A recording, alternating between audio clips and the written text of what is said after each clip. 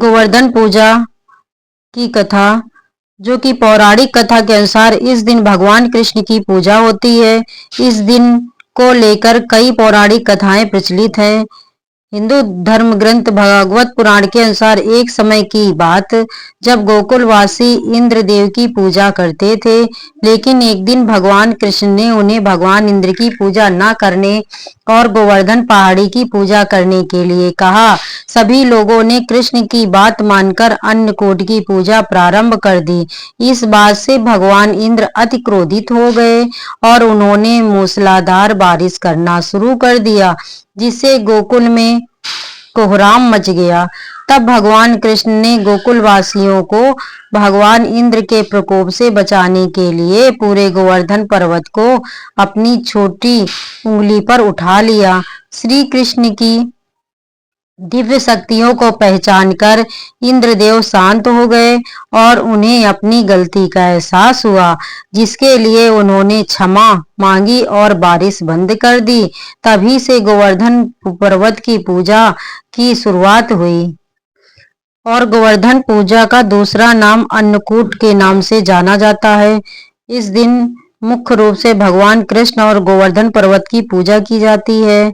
भगवान श्री कृष्ण ने इस दिन अपनी छोटी उंगली पर गोवर्धन पर्वत उठाकर ब्रजवासियों को भगवान इंद्र के प्रकोप से बचाया था।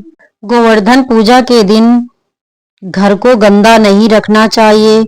इस दिन तामसिक चीजों का सेवन नहीं करना चाहिए। गोवर्धन पूजा के दिन किसी को भी अपमानित नहीं करना चाहिए।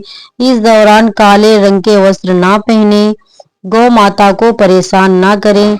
इस दिन घर में अंधेरा नहीं रखना चाहिए, ऐसा करना अशुभ होता है। और इस दिन कृष्ण जी को 56 भोग चढ़ाया जाता है।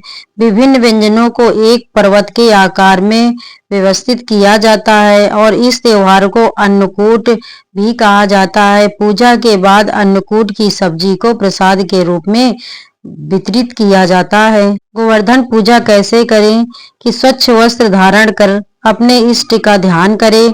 तत्पश्चात अपने निवास स्थान अथवा देव स्थान के मुख्य द्वार के सामने प्रातः गाय के गोबर से गोवर्धन पर्वत बनाएं।